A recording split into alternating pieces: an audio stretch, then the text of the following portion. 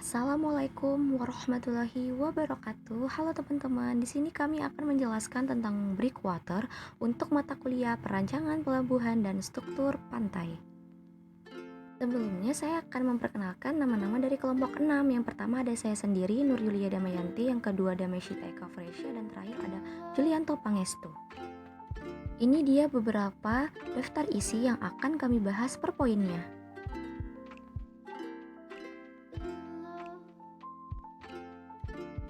Selanjutnya ada breakwater.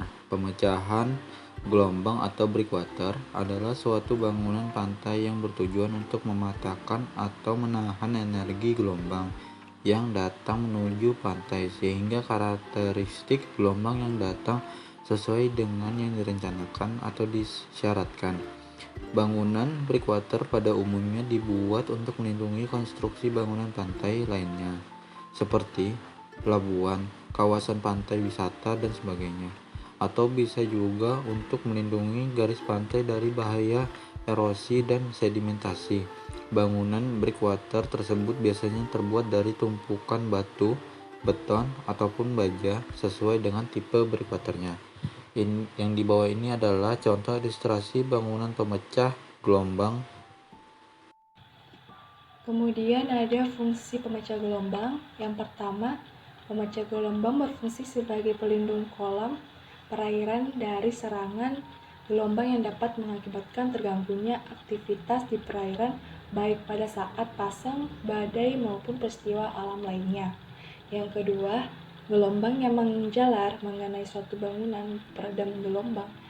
Sebagian energinya itu akan dipantulkan menjadi refleksi, sebagian diteruskan menjadi transmisi, dan sebagian dihancurkan menjadi disipasi melalui pecahnya gelombang, kekentalan fluida, gesekan dasar, dan lain-lainnya. Kemudian yang ketiga ada pemecah gelombang yang berfungsi untuk mengurangi energi gelombang dan mengurangi endapan sedimen yang masuk ke dalam daerah terlindung. Kemudian pembagian besarnya energi gelombang yang dipantulkan, dihancurkan, dan diteruskan tergantung pada karakteristik gelombang yang termasuk periode, tinggi, kedalaman air.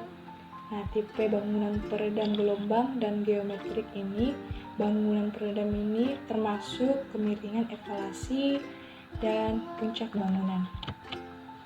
Kemudian kita masuk di tipe-tipe pemecah gelombang atau breakwater, di mana digolongkan ke dalam beberapa tipe atau beberapa macam, antara lain yang pertama itu pemecah gelombang atau breakwater. Sisi miring pada umumnya ini dibuat dari tumpukan batuan alam yang dilindungi oleh lapis pelindung berupa batu besar atau beton dengan bentuk tertentu. Nah, hal-hal yang perlu diperhatikan dalam tipe ini, yang pertama itu tinggi pemecah gelombang di atas permukaan air pasang tidak boleh berkurang dari 1/1/3 sampai 1/1/2 kali tinggi gelombang yang datang. Berikutnya, kedalaman di bawah muka air terendah berdasarkan bangunan tidak kurang dari 1/1/4 sampai 1/1/2 kali atau lebih baik 2 kali tinggi gelombang yang akan datang. Kemudian lebar pemecah gelombang minimal 3/4 tingginya. Kemudian kedalaman maksimum perairan 15-20 meter. Yang terakhir, untuk kedalaman lebih dari 20 meter, breakwater sisi tegak dibangun di atas breakwater sisi miring atau breakwater campuran. Adapun tipe ini dapat digolongkan berdasarkan bahan konstruksinya, yaitu yang pertama, rubble mound breakwater, di mana breakwater tersebut terbuat dari tumpukan batu alam atau batu-batuan dengan ukuran tertentu yang disusun berlapis, di mana lapisan yang paling luar atau utama ini berukuran paling besar, dan lapisan di bawahnya atau lapisan sekunder dan lapisan inti ini memiliki ukuran batu yang lebih kecil. Yang kedua itu ada concrete block breakwater, di mana breakwater tersebut terbuat dari tumpukan beton yang dibuat sedemikian rupa dengan ukuran tertentu. Adapun tipe sloping breakwater ini digolongkan menjadi dua. Yang pertama itu overtopping breakwater, di mana gelombang yang ditahan oleh breakwater ini diperkenankan atau diizinkan untuk melimpas di atasnya. Yang kedua ini non-overtopping breakwater, di mana gelombang yang ditahan oleh breakwater tidak diperkenankan untuk melintas di atasnya. Nah, tipe yang kedua ada pemecah gelombang breakwater. Sisi tegak ini bisa ditempatkan di laut dengan kedalaman dengan tanah dasar keras. Karena dinding pemecahnya ini tegak, maka akan terjadi gelombang diam atau klapotis, yaitu superposisi antara gelombang dating dan gelombang pantul. Tinggi gelombang klapotis adalah 2 kali tinggi gelombang datang. Adapun jenis-jenis konstruksi breakwater tegak, yang pertama itu ada blok beton, di mana dibuat dari blok-blok beton massa yang disusun secara vertikal. Masing-masing di blok dikunci dengan beton bertulang yang dicor di tempat setelah blok-blok tersebut disusun. Nah, kemudian ada sel papan pancang atau sheet pile cells. Pemecah gelombang ini terdiri dari turap beton dan tiang beton yang dipancang melalui tanah sampai mencapai tanah yang lebih keras. Bagian atas ini dari turap dan tiang tersebut dibuat. Blok beton pemecah gelombang ini dibuat apabila dasar laut terdiri dari tanah lunak yang sangat tebal.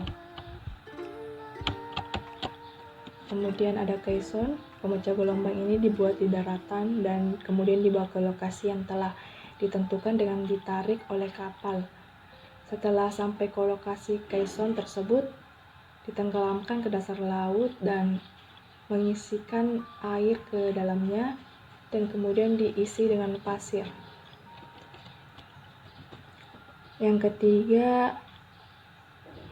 Tipe yang ketiga yaitu pemecah gelombang gabungan konstruksi, dikombinasikan antara pemecah gelombang sisi tegak yang dibuat di atas pemecah gelombang sisi miring.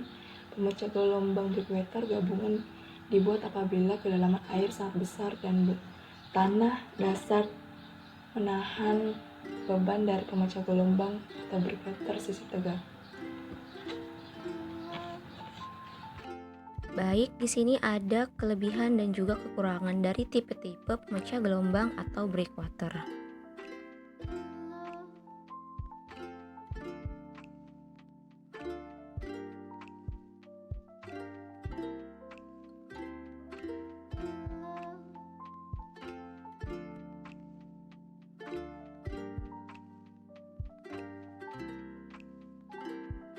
Selanjutnya, apa kondisi lingkungan yang menentukan saat merencanakan breakwater?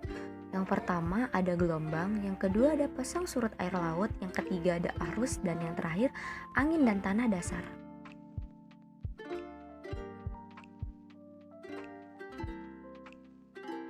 Untuk kondisi lingkungan yang pertama adalah gelombang. Karena gelombang itu sendiri sebagian besar mempengaruhi perencanaan breakwaternya. Karena baik untuk stabilitas breakwater itu sendiri maupun pengaruh dari gelombang terhadap bangunan. Yang kedua ada arus. Arus ini sangat menentukan arah dan jumlah sedimen yang akan jadi penentu akibat dari adanya breakwater. Untuk stabilitas breakwaternya, tekanan arus biasanya sangat relatif dan kecil untuk diperhitungkan, tetapi bahaya saat skuring maupun sedimentasi perlu diperhatikan juga. Kemudian ada pasang surut. Pasang surut ini sangat diperhatikan untuk menentukan puncak breakwaternya sebagai fungsi overtopping dan non-overtopping dapat sesuai dengan yang direncanakan. Kemudian ada angin. Angin ini sangat berpengaruh pada proses timbulnya gelombang. Untuk sloping breakwaternya, pengaruh tekanan angin tidak perlu diperhitungkan, tetapi pada untuk breakwater tegak, pengaruh tekanan angin sangat diperlukan. Untuk tanah. Nah, tanah sendiri ini bagian di bawah dasarnya breakwater sangat berpengaruh pada stabilitas breakwater. Untuk bahaya stalmennya, sliding dan amblas, dan bahaya liquefactionnya sangat tergantung dari jenis dan karakteristik tanah di bawah breakwater.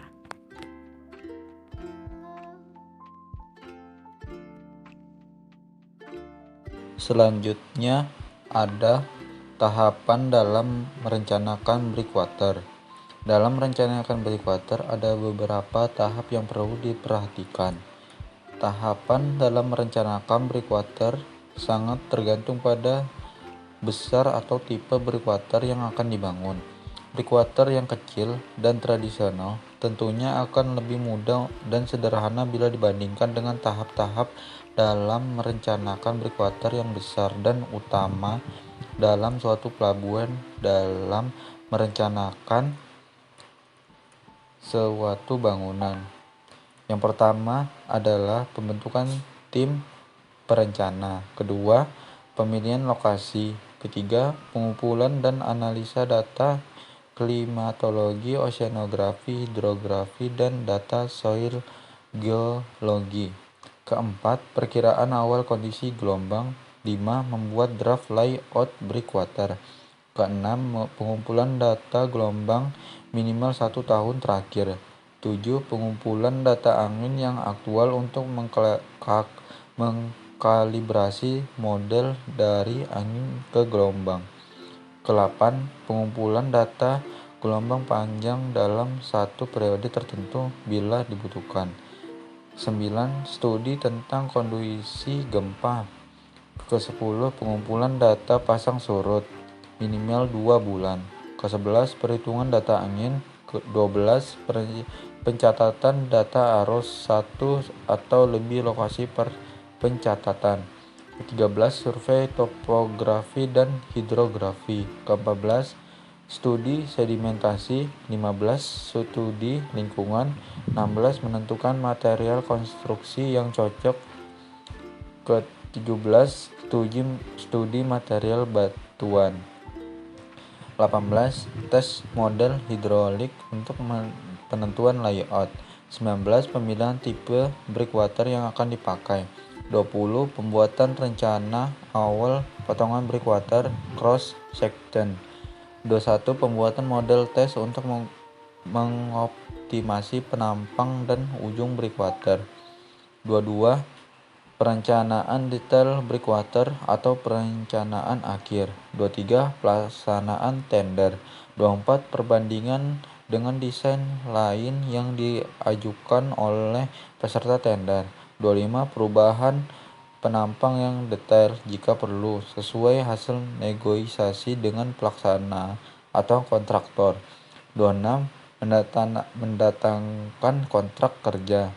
Pendatangan kontrak kerja. 27. Modifikasi desain jika perlu setelah ada informasi tambahan, misalnya perubahan material, metode kerja, dan sebagainya. Kemudian ada pembangunan breakwater.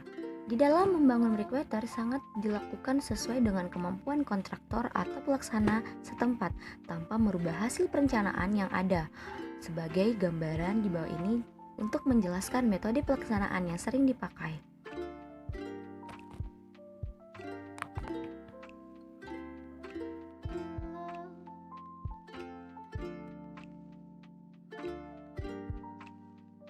Pertama, untuk pembangunan Roble Mons Breakwater. Yang pertama menggunakan alat terapung. Yang kedua mempergunakan bangunan tetap.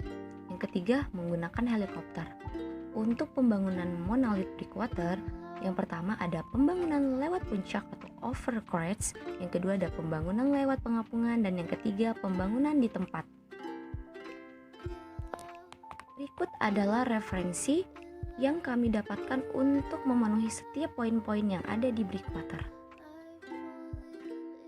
Cukup sekian penjelasan tentang breakwater dari kelompok 6, lebih dan kurangnya mohon dimaafkan. Assalamualaikum warahmatullahi wabarakatuh.